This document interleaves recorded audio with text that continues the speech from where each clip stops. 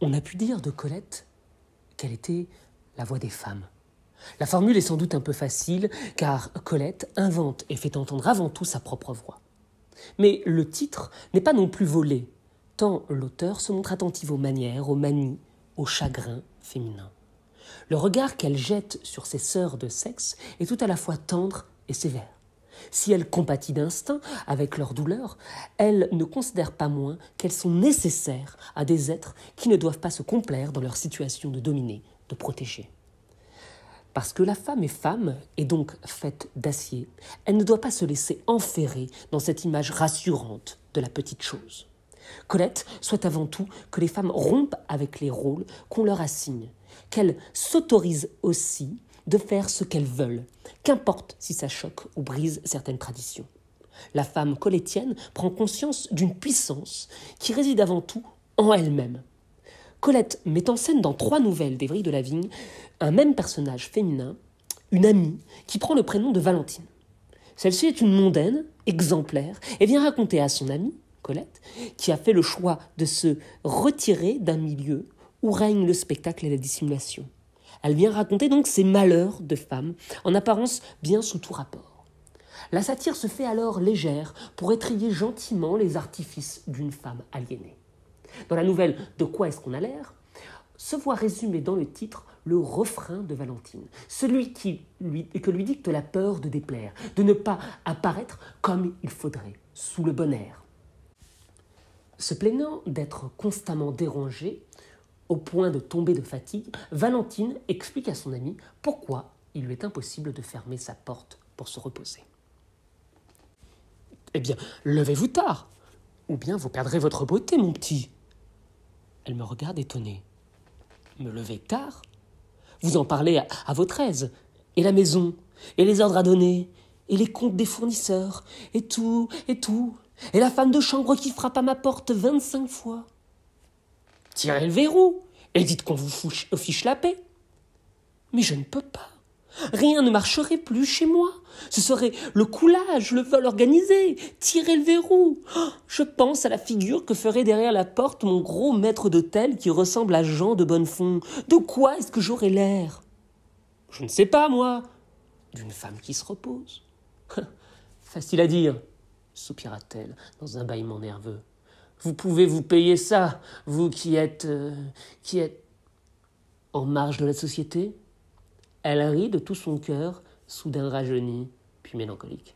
Et oui, vous le pouvez. Nous autres, on ne nous le permet pas. Nous autres. Pluriel mystérieux. Franc-maçonnerie imposante de celle que le monde hypnotise, surmène et discipline. Un abîme sépare cette jeune femme assise en costume tailleur gris de cette autre femme couchée sur le ventre, les poings au menton. Je savoure, silencieuse, mon enviable infériorité. Tout bas, je songe. Vous autres, vous ne pouvez pas vivre n'importe comment.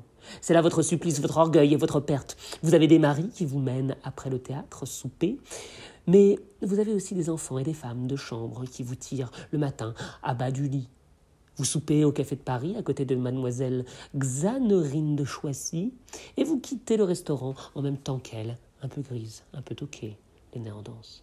Mais mademoiselle de Choissy, chez elle, dort si ça lui chante, aime si ça lui roucoule, et jette en s'endormant à sa camériste fidèle. Je me piote pour jusqu'à 2 heures de l'après-midi, et qu'on ne me barbe pas avant, ou je fixe ces 8 jours à tout le monde.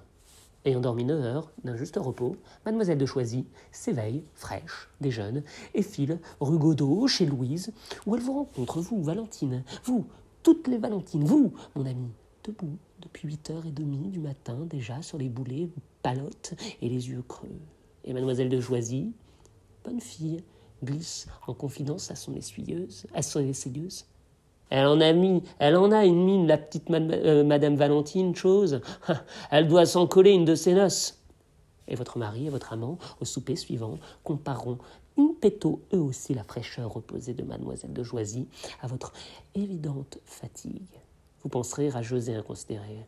Elles sont en acier, ces femmes-là. Que non pas, mon ami. Elles se reposent plus que vous.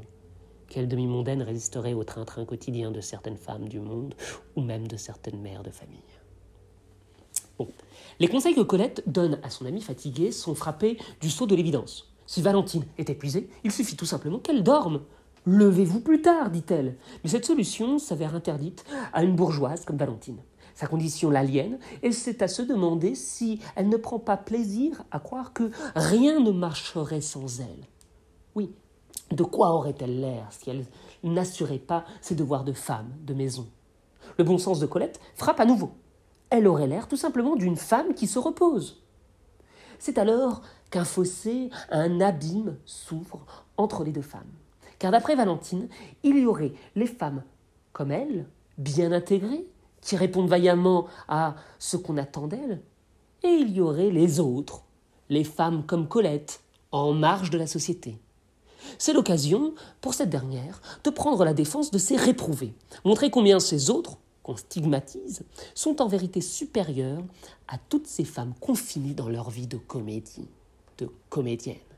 Parce qu'elles ne peuvent pas vivre n'importe comment, elles sont sans cesse, ces femmes, sous la domination et les ordres de leurs maris, de leurs enfants, de leur petit personnel, de leurs semblables aussi, qui les jugent si elles n'adoptent pas le bon air.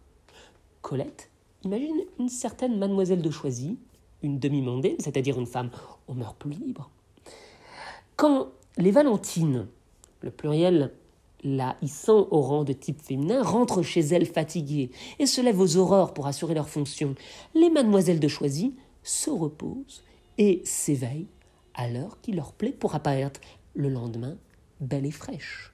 Colette s'amuse d'un cercle vicieux, puisque ce sont les Valentines, avec leur mine défraîchie, qui apparaissent tout confait sous un mauvais air, puisqu'on s'imagine à leur attitude une vie menée à tambour battant, à s'en coller une de ses noces, pour utiliser un terme familier.